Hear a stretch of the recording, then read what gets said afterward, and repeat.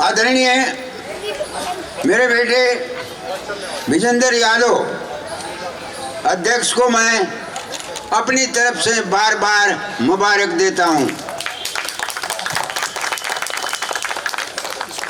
इसके बाद जो मेरी बहनें आई हैं उनको डबल मुबारक देता हूं। मैं प्रोग्राम में आया हूं, जब भी बुलाते हुए चले आता हूं।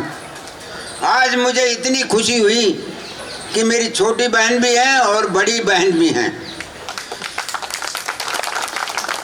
अगर आप आती रही तो हम लड़ाई जीत जाएंगे। मैं एक ही प्रार्थना करता हूं कि जो भाई आते हैं थोड़ा टाइम से आइए ताकि आपको बोलने का मौका मिल सके। आप लेट आते हैं, फिर किसी ने यहाँ तो घर नहीं दूध काटना है, लेकिन गांव में कहीं प्रोग्राम होगा तो मुश्किल हो जाएगी, वो दूध की ध्यान देगी और सभा चलती रहेगी तो फिर मजा नहीं आता है। ये ध्यान करिए, थोड़ा वक्त आइए। जब मेरे को भाई का टेलीफोन गया तो मैं 70 मील दूर था।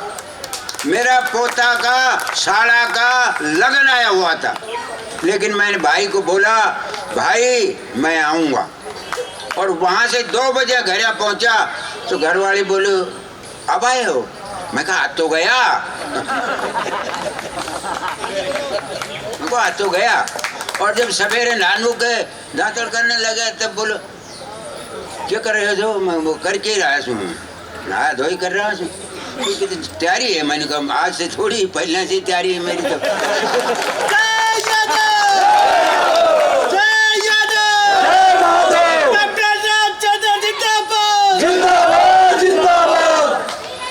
एक मैं आपको छोटी सी कहानी बताता हूँ। जब मेरी सगाई हुई तो एक सजन आया सगाई करने के लिए। था वो सैनिक। नहीं खड़ा बोलूंगा, अभी तो मेरा जिंदा हूँ। तो सबसे पहले वो गया मेरे चाचा के पास। बोलो साहब आपके लड़के का रिश्ता ले लो। बोले भाई ले लेंगे। बोलो कहाँ है? बोलो पुलिस में है। कितनी तनख्वाह है? बोलो तनख्वाह तो 2500 है, ऊपर से हो जाए 1.5-2 हजार का, टोटल मतलब 5000 तक हो जाए। बोले बहुत अच्छी बात है। वहाँ से हटा है। जाने के बाद मैं गया मेरा छोटा चाचा के पास। बोला सर आपके बेटे की रिश्ते ले। बोल ले लूँगा सर। बोलो कहाँ है? बोलो डीसी ऑफिस में चपड़ा से। बोलो ठीक है। क्या तनख्वाह है? बोलो तनख्वाह तो 1800 रुपया है, और ऊपर से बोलो ऊपर से तो मंथली 3000 रुपया ले लेता। ठीक है बोलो।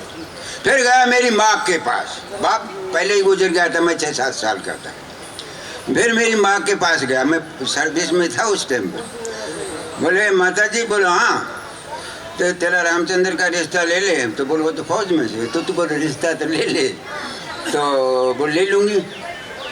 तो बोलो क्या कर? बोलो तो फौज में से। बोलो कितनी तनख्वाह है? तो बोलो 39 रुपया है। तो मैं 39 से भर्ती हुआ था मैं। बोलो 39 रुपया है। बोलो ऊपर से कमाई? बोलो ऊपर से तो गोड़ा गिरे से। तो मैं वो परिवार से हूँ जहाँ गोला गिरता है। मैं जिंदा हूँ गोले वाला। बेटा अभी इसी महीने में सूबेदार बन के पेंशन आ रहा है। पोता 20 कुमाऊँ में सर्विस कर रहा है। पोता की बहू डिफेंस सर्विस में दिल्ली सर्विस कर रही है। मेरा पूरा परिवार डिफेंस के अंदर है। मैं सबसे अच्छा मेहनत करके, किसी का हाथ पाँव जोड़ के नहीं, मेहनत करके नौकरी लेते हैं, और यही आप लोगों को होना चाहिए। जब मैं लड़ाई लड़ रहा था तो शायद आप लोगों का जन्म भी नहीं हुआ होगा, 75% तो नहीं हुआ होगा। हाँ बच्चे हैं आप, नहीं हुआ होगा। लेकिन आप अच्छे भाग्यशाली हैं कि उस लड़ाई का दास्ताना बताने के लिए आपके सामने खड़ा है।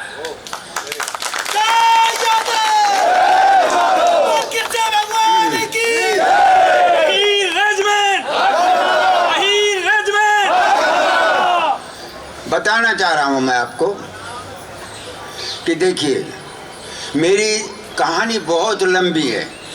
जो डायरेक्टर आते हैं मेरे पास फिल्म के लिए शूटिंग करने के लिए, वो भी कान पकड़ के चले जाते हैं और आंखों में आंसू आ जाते हैं। तो मुझे अभी प्रोग्राम चल रहा है, बहुत ज़्यादा चल चुका है। मेरी बड़ी बहन, छोटी बहनें, मेरे बेटे, सब को थोड़ा सा दिक्कत आ रही है, तो मैं जल्दी थोड़ा ही बताऊंगा, ज़्यादा नहीं बताऊंगा। ज़्यादा बताऊंगा तो आप रोने लग जाएंगे। मैं सच कहता हूँ, भगवान की कसम कहता हूँ। 18 नवंबर 17 तारीख को मेजर कप्तान वो शैतान सिंह साहब, किस वजह से मानो उसका शैतान नाम काट दिया। वो तो देवता था, देवता था। क्योंकि 120 जवानों को हमेशा बड़े को बड़ा भाई बोलता था, छोटे को छोटा भाई। और मैं उसका रेडियो ऑपरेटर था जो पूरा संचालन करता था। वो बोलता था कि रामचंद्र मेरे ही तो इस मंगोलियन हट, क्यों वहाँ तो बारिश तो नहीं है, वहाँ तो बर्फ है और कुछ नहीं है। बोल तू मेरे वो मंगोलियन हट में रहे, क्यों बार बार मैसेज आती है और मैसेज पास करनी पड़ती है। मैं ठीक है साहब, कोई बात नहीं था।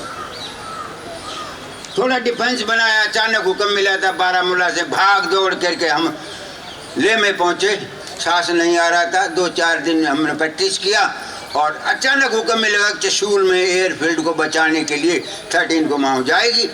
और जब ले वहाँ रात भर चले, गाड़ियाँ फिसल रही हैं, हाइटें बहुत ऊंची है, 16,000 को पार करके गाड़ियाँ जा रही हैं। पहुँचे 4 बजे पहुँचे चशूल में। पहुँचते ही बोला कि सी कंपनी, उस टाइम कंपनी का नाम सी था, यानी चार्ली कंपनी, बोला रजांगला 300 पर चढ़ेगी। हमने बोला भाई ठीक है, हुक्म मिल गया, चढ़ेंगे। चल दिया कारवा, लेकिन चढ़ने लगे जो सांस ना आवे। 10 कदम चला फिर सांस ना आवे। लेकिन टोटल फासला था 4.5 किलोमीटर का और चढ़े हम 6 घंटे में। ये हालत थी वहाँ पर। चढ़ गए, डिगिंग वगिंग करके थोड़ा सा कोशिश किया, सब कुछ किया। मेरे साहब बाद में आए हैं, क्योंकि मेजर साहब क्वार्टर मास्टर का काम कर रहा था तो चार्ज देने के लिए रुक गया था। 7 दिन के बाद आया, बोला रामचंद्र क्या हाल चाल? मैंने कहा बिल्कुल ठीक है साहब। बोला अच्छा। शाम की बात है कि मैं 16 तारीख को मेरे साहब को बोला, मैंने कहा साहब एक बात बताओ, मेरी समझ में नहीं आ रही। बोलो। मैं बोला ये जो उस सेक्टर में जो वालांग वगैरह सेक्टर है, हमारी कम से कम भी 10,000 फौजें कैद हो चुकी हैं। बोलो रामचंद्र ये हमारी सरकार की कमी की वजह से ये हालत हो रहा है, क्योंकि इंटेलिजेंस बिल्कुल फेल है। और मोदी भाई, चीनी का भाई में जवाहरलाल ने सब कुछ जवाहर कर दिया। क्योंकि उस टाइम पर सरकार किसकी थी?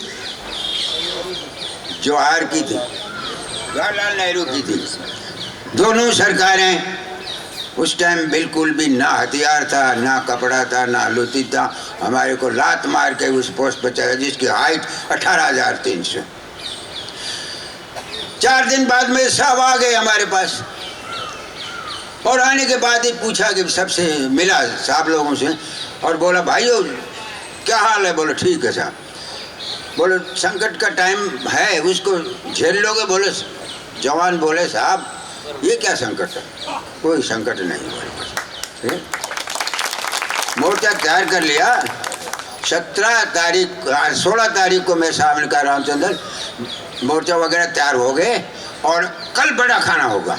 मैंने कहा होगा सब, लेकिन बड़ा खाना सेंट्रलाइज बन जाएगा साहब, लेकिन पोस्टों पे ही जाएगा, क्योंकि जवान नहीं आ सकते हैं, 3-3 किलोमीटर का फासला है ना। बोलो वहीं भेज दो। खाना पीना खा के मेरे भाइयों जवान अपने मोर्चों के अंदर ड्यूटी वालों को छोड़ के थोड़ा रेस्ट कर रहे थे। बजे रात के 4 और हमारी जो सबसे आगे फौज में इसको एलपी बोलते हैं, लिसनिंग पोस्ट, जो आगे रहती है, पहले ही पता लग जाए कि भाई दुश्मन आ रहा है। और वहाँ से फायर हुआ लाइट मशीन का, एकदम पूरी कंपनी मोर्चे के अंदर।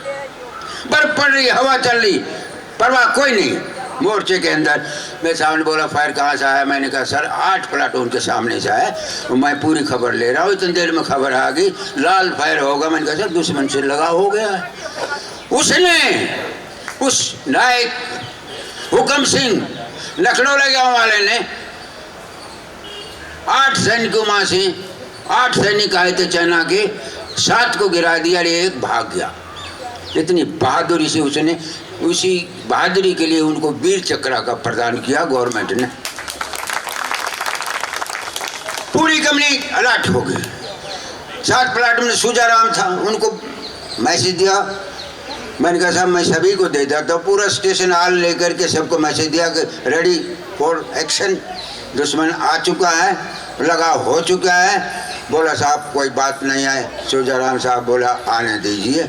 और उसी टाइम खबर आया सूजाराम साहब का कि सब दुश्मन 400 की नफरी हमारी तरफ बढ़ रहा है। मैं साहब बोला सूजाराम साहब समय आ गया जोहर दिखाने का। बोला साहब आप चिंता क्यों करते हो, मेरी मार में तो आने दीजिए, क्योंकि हमारी मार राइफल की 300 से है, LMG की 500 ही है। लेकिन जब तक LMG की मार से और राइफल की मार में आ जाता है तभी एक सैनिक कार्रवाई करता है। जो ही आए एकदम फायर खुला, और फायर इतने तगड़े खुले कि उधर से 7 प्लाटून की 3 लाइट मशीन गन, इधर से 9 प्लाटून की एक लाइट मशीन गन, दुश्मन को ढेर कर दिया। शांत हो गया।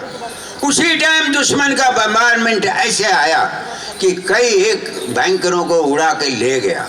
वो जमीन में जाता था, 6 फीट का गड्ढा एकदम फाड़ देता था, और 15 मिनट तक उसकी ताकत थी, उतना उसने हमारे ऊपर बम्बारमेंट किया। उसको हम साइन करिए। मैं साहब बोले कि साहब पता करो कि जवानों की क्या पोजीशन है। 3 प्लाटून से खबर आई कि साहब अभी तक कोई जख्मी नहीं हुआ है और जवान सुरक्षित हैं और तैनात हैं। इतनी देर के अंदर 8 प्लाटून के आगे से खबर आई कि साहब हमारी तरफ 500 के करीब दुश्मन आगे बढ़ रहा है और जो ही हमारी मार में कार्रवाई करें। और वही हाल हुआ। जो ही मार में आया वो हमला नाकाम कर दिया, और ऐसे मारा जैसे बीमारी से भेंट लौट जाती। वो भर गया, वो नाला भर गया।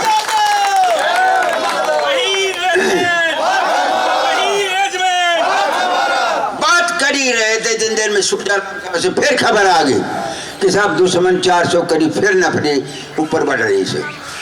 सूजाराम साहब मैं सामने बोला देखना। बोलो साहब पहले भी देख लिया, अभी देख लूंगा। बोलो कि कोई आने तो दे, मेरी तो नहीं। और जब उसकी मार में आया तो वही हाल किया जो पहले वाले के साथ किया था। वो 3 लाइन में चलते थे, आगे वाले का हथियार, पीछे वाला 2 खाली, अगला हमारे का पिछला हथियार उठा के चल पड़ता था। ये है वो चाइना की टैक्टिस थी, लेकिन हमने उनकी टैक्टिस नाकाम कर दी। उसके बाद में वहाँ से शांति हुई। 7 प्लाटून से फिर 8 का मैसेज आ गया कि साहब दुश्मन साइड की पहाड़ी से हमारी तरफ उतर रहा है। तो मैंने कहा मैं साहब उतर रहा है तो बोलो उन्हें उतार दो। हरिराम बोला ठीक है साहब आने तो दो, हम उसको जन्म से ही उतार देंगे। और वो हमला भी नाकामयाब कर दिया। हमला 4 हो गया, जवान 120, अटैक चाइना का 3000 का। अब आप ही फैसला करियो कि क्या किया जाए।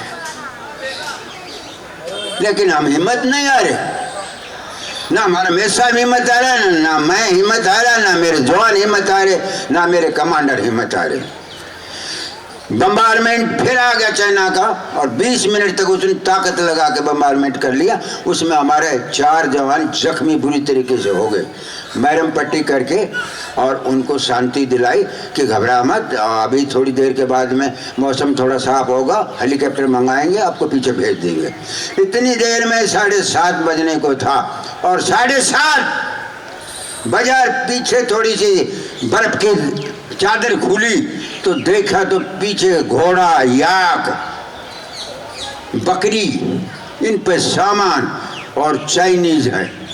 पीछे से उन्होंने रात भर चल के पीछे से घेरा डाला 1000 आदमियों का, 7 पे भी, 8 पे भी, 9 पे भी।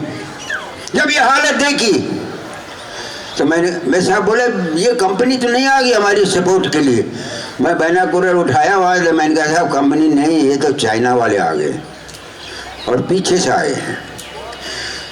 तो बोलो ये तो 8 पे हमला जाएगा। मैंने कहा सर जाने से पहले तो कार्रवाई कर देंगे। मैं साहब बोला कि देखो फ्रिज मोटर को बोलो 80 डिग्री पर फायर करे। अब 80 डिग्री पर गोला पड़ रहा है तो अपने ऊपर भी पड़ सकता है। मैं साहब बोला अपनी परवाह नहीं, अभी परवाह है दुश्मन को बर्बाद करने की। और वो ही 80 डिग्री के ऊपर 60 गोले एक साथ फायर किए। उनमें कुछ याग तो भाग गए, घोड़े भाग गए, लेकिन कुछ बच गए जो हथियार लगा पाए चीन, जिसमें कि बड़ी बड़ी हथियार थे, और उन्होंने हमारे ऊपर फायरिंग शुरू कर दिया। 8 पे हमला चलने लग गया। उधर दादा सूरजा राम साहब ने बोला कि रामचंद्र मैं साहब को बताना दुश्मन पीछा से आ गया है, हमारी गुत्थम गुत्था हो गई है, अम्नेशन खत्म हो गया है, और बोल दादा किशन ने की जाए। और वो बहादुर कूद पड़े, दुश्मन पे कूद पड़े। अब उन पर बैनेट मारने लगे तो उनका कपड़ा ऐसा था उसके अंदर जाता नहीं था, क्योंकि उनकी कोट पैंट थी वो बहुत सख्त थी। लेकिन उल्टे बट से मारा, और जब बट से भी पार ना पड़ी तो पकड़ पकड़ दोनों को सिर से मारा। लाइसनाथ सिंहराम वीर चक्रा 15 चाइनीज को आपस में सिर जुटा जुटा करके मार दिया। उनको सरकार ने वीर चक्र दिया है, मुबारक लाइसनाथ सिंहराम आपको वीर चक्र। बहादुर ऐसे थे। यहाँ लड़ाई चली रही थी, 8 पे हमला जा रहा, उधर से 8 फायर कर रही है। मैं साहब बोला रामचंद्र 2 सेक्शन ले आओ, हम इधर से फायर करेंगे उधर से 8 करेंगे, चाइना को बीच में ही खत्म करेंगे। मैं बोला साहब उठ मत, उठोगे तो फायर आ रहे हैं। लेकिन वो थोड़ा जोशीला था, उठ गया, और उठते के साथ ही 30 गोलियों की बौछार उसकी पेट में लगी, और पेट में लगते ही गिर गया। और गिरते के साथ ही मैंने देखा मैं साहब के तो लग चुकी है। मैं अपना तो रोना नहीं रो रहा था, क्योंकि मेरा दोनों सेट जल गया था दुश्मन के बुर्श से। और जब मैं साहब के पास पहुंचा और थोड़ा होश आया तो बोला रामचंद्र, मैंने कहा भाई मेरा बेल्ट खोल दे, मेरे को ऐसा हो रहा है, पेट में बहुत पेन हो रहा है। मैंने कहा सर जो कुछ करना है कर लीजिए, लेकिन बोलने बेल्ट खोल दे। तब मैंने अंदर हाथ डाला बेल्ट के पास, तो आधी आते बेल्ट इधर से, आधी आते इधर से। वो कैसे बेल्ट खोल दूं, खोलते के साथ ही खत्म हो जाता वो। लेकिन फिर बेहोश हो गया, फिर होश आया उसको, और उन्होंने कहा कि रामचंद्र, मैंने कहा बोलो साहब तू ठीक है? मैंने कहा अब तक तो ठीक सुन, तो आप बटालियन हेडक्वार्टर में जाओ और बताओ कि कंपनी ऐसे लड़ी है। मैं बोला आपको छोड़कर नहीं जा सकता। बोला मेरा हुक्म है। बोला मैंने कहा बताया आपने लड़ाई में कि सिपाही का भी हुक्म चलता है, मैं आपको छोड़कर नहीं जाए। बोला मेरी परवाह मत करो, मैं यहाँ ही शहीद होऊंगा। तो मैं कहा मैं क्यों जाऊंगा? बोला वार्तालाप मत करो, जल्दी जाओ, नहीं तो सोचेंगे कंपनी सूती कट गई। मैंने कहा उस टाइम देखा कि जी घबरा रहा है, मैंने कहा ठीक है, और फिर बेहोश हो गया। मौका मिलते ही मैं साहब को कंधे पे उठाया और दुश्मन का बीच से निकाल करके करीब 1 किलोमीटर नीचे ला करके पत्थर के पास रख दिया। मैं साहब का प्राण 8:15 बजे निकल चुके थे, क्योंकि वो वॉच घड़ी बांधते थे, और मैं घड़ी पे निगाह मारी तो घड़ी बंद हो गई थी। मैं साहब यहाँ शहीद हो गए थे। मैं सोच रहा था कि अब, क्योंकि मेरी उम्र ही कम थी, मेरा 26 से 5 साल थी, कि भगवान अब क्या करूं, दादा कृष्ण अब क्या करूं, अब तक तो जो कुछ किया हुआ, लेकिन अब मैं क्या करूं। लेकिन सोचा कि नीचे जो राशन से जाता है क्वार्टर मास्टर का, तो उनसे मदद लेकर मैं साहब को नीचे जाऊं। जब वहाँ गया तो देखा तो जो राशन का क्वार्टर मास्टर था, उसके राशन में तो आग लग रही है, जल रहा है। मैं बोला ये सबसे बुरी हुई। इतनी देर में जीप आ गई, और जीप ने देखा कि भाई ये तो रामचंद्र है, क्योंकि ये वायरलेस सेट वाला है, और ये बॉक्सिंग वाला छोटा वेट वाला, पूरी पलटन जानती थी। जीप लाया। मैं बोला भाई एक बात सब बोल, हमारी तेरी ना सुना हमारी सुन। मैंने कहा बोल। बैठ जीप में। सीओ साहब ने बुलाया है कि कोई भी आदमी ऊपर से आता है तो फोन जाओ। मैं बैठ जाता है। अरे मैं मेरे साहब भैया नजदीक। बोल भाई बैठ जा।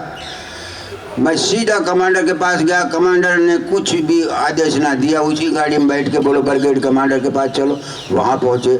वहाँ का 3 रैना साहब थे जो बाद में चीफ बना आर्मी का, अब स्वर्गवास है उसका। तो बोला बेटे कैसे लगा? मैंने कहा साहब लड़ने की मत पूछो, दुश्मन की गिनती ही नहीं है कि कितना मारा, इतना मार दिया हमने तो। बोल कैद कितने हुए? मैंने कहा कैद सर सच्चाई से मैं बताता हूँ कि 3 या 4 हो सकते हैं, क्योंकि तीनों के तो फ्रूस बाइट थी, वो चल नहीं सकते थे, और एक के बुखार रात को बहुत तेज था मेरे ख्याल में, बाकी सब शहीद हो गए। हमने कहा साहब एक कंपनी दे दो तो मैं अभी पोस्ट को वापस ले सकता हूँ, क्योंकि चाइना के कब्जे में आ गया था वो। बोले पीछे से आदेश आया है कि जहाँ हो वहीं रहो और सतर्क रहो। मैंने ठीक है साहब हम तो सतर्क ही हैं, चले गए। लाशें दुश्मन उठा लेगा। बकरी चराने वाले ने बोला कि 13 गाड़ियों में लाश भर के ले गए चाइना वाले, 13 गाड़ियों में। हमारी लाशें वहीं बर्फ के तले दबकी, बर्फ तो गिर रही थी रोजाना। 3 महीना बाद रेड क्रॉस से आदेश मिला कि बर्फ हटनी है, अपनी डेड बॉडी ला सकते हो। उसके पहले मेरे को दिल्ली बुलाया और मेरा इंटरव्यू लिया। राजदूत थे अमेरिका के, 3 ऑफिसर थे मेरे आर्मी के, 4 इंटेलिजेंस था, बीच में घेर करके इंटरव्यू लेना शुरू किया। बोला कितना नफरी थी? तो हम 120 की थी साहब। वैसे 124 थे, लेकिन 4 राशन लाने के लिए नीचे गए थे, 120 थे हम लड़ाई में। कितने शहीद हो गए? मैंने कहा साहब पूरी कंपनी शहीद होगी मेरे को छोड़ करके। कितना दुश्मन का नुकसान किया? मैंने कहा 1300 का। हट बोला 1300, तेरा कोर्ट मार्शल होगा। मेरे को गुस्सा आ गया एकदम से। मैंने कहा इसका मतलब डिसमिस फ्रॉम सर्विस और सिविल जेल बना। मैंने कहा सिविल जेल उसकी होगी जो नहीं लड़ा। हम दादा किशन की औलाद है, हम लड़े और मारा, और चाइना को महसूस करागा। एक दिन छोड़ के 20 तारीख को उसने सीज फायर कर दिया अपने आप। हमने नहीं बोला, वो अपने आप कर दी, क्योंकि उसको मालूम था कि यहाँ जो मेरा नुकसान हुआ बहुत ही बुरा हुआ। कुछ दिन बाद जब डेड बॉडी लाने की खबर आई तो उस टाइम पर वही टीम आ गई, कहाँ से? दिल्ली से। और दिल्ली से टीम आने के बाद में वो हमारे साथ ऊपर चढ़ी, और जब उसने पोस्ट पे देखा हाल तो बोला कि आप लोगों ने तो मुझे कम, आपने तो कम बताया। मैंने कहा मेरा तो कोर्ट मार्शल ले रहे थे आप, और अभी तो अगला पोस्ट पे चलो। मैंने कहा ये तो जब वहाँ लाशें देखी, जवानों की लाशें देखी तो कंधे पे फायर कर रहा है धर्मपाल दैया, जिसको वीर चक्र मिला है, नर्सिंग असिस्टेंट, वो इंजेक्शन हाथ में ले रहा है और छाती में 20 गोली लगी हुई है, वहीं शहीद होगा। हमारा ब्रिगेड कमांडर इतना भावुक हो गया कि उसकी एक आंख पत्थर की थी, लड़ाई में गई हुई थी, वो आंख गिर गई। हमारे सीओ ने बड़ी मुश्किल से संभाल के बोला साहब कोई बात नहीं है, ये आपके बच्चे थे, इन्होंने अपना प्रण निभा दिया है, और आपने तो आदेश दिया था कि पीछे आ जाओ, लेकिन इन शेरों ने कहा कि हम दादा किशन की औलाद है, हम पीछे नहीं हटेंगे। तो चढ़ गया पोस्ट पे, तो चढ़ गया, क्योंकि वो पोस्ट इतना महत्वपूर्ण था। अगर उसको चाइना पार कर जाए तो लेह लद्दाख और कश्मीर भी हमारे हाथ से चला जाता। लेकिन वहाँ बहादुर थे, आपकी कौम थी, दादा किशन की औलाद थी, नहीं चढ़ने की। अब मैं आपको बताना चाहता हूँ, जो सिपाही में 9 महीना ट्रेनिंग करने के बाद में जब उसको कसम खिलाई जाती है तो एक ही दिमाग सोचता है कि जब भी मेरे को मौका मिलेगा अपनी जननी माँ का ख्याल रखते हुए, उसकी इज्जत रखते हुए अपना प्राण दे सकता हूँ, लेकिन दुश्मन को अंदर नहीं आने दूंगा। दूसरा, वो अपनी जन्मभूमि को सलाम करने के लिए अपना नौछावर करके उस पर लेट तो सकता है लेकिन पीछे नहीं हटेगा। तीसरा, जिस धर्म से है वो, हम दादा कृष्ण की औलाद है और जब भी हम दुश्मन पर चढ़ते हैं तो सीधा बोलते हैं बोल दादा कृष्ण ने की। इस नारे से हम दुश्मन के ऊपर चढ़ते हैं। आखिरी जब हम अटैक करते हैं तो ये नारा होता है बोल दादा कृष्ण की जय। हर बटालियन ना, हर ग्रुप की अलग अलग है। राजपूत माँ की बोलते हैं, जाट हनुमान जी की बोलते हैं, अलग अलग सबका नारा है। किसी की काली माँ की बोलते हैं, लेकिन हमारे लिए तो वो सर्व सुख है, वो उसी के नीचे माँ है, उसी के नीचे हनुमान है। दादा कृष्ण की जय बोल के हम सीधा चढ़ जाएंगे। अब मैं बताना चाहता हूँ, कहानी इधर ख़त्म नहीं हुई है, लेकिन मेरा दिल कर रहा है बहुत बहुत थक गई हो, इसलिए मैं अपनी वाणी को विराम देता हूँ और अध्यक्ष साहब को कहता हूँ कि मेरे साथ एक दफ़ा मैं जब बोलूँगा रजांगला के शहीद तो आप बोलोगे अमर रहेंगे। रजांगला के शहीद अमर रहे, रजांगला के शहीद अमर रहे, रजांगला के शहीद अमर रहे। दादा कृष्ण की जय, दादा कृष्ण की जय, दादा कृष्ण की जय। भारत माता की जय, भारत माता की जय। आई रेजिमेंट की हक हमारा, आई रेजिमेंट की हक हमारा। Thank you. राम राम, राम राम, जय।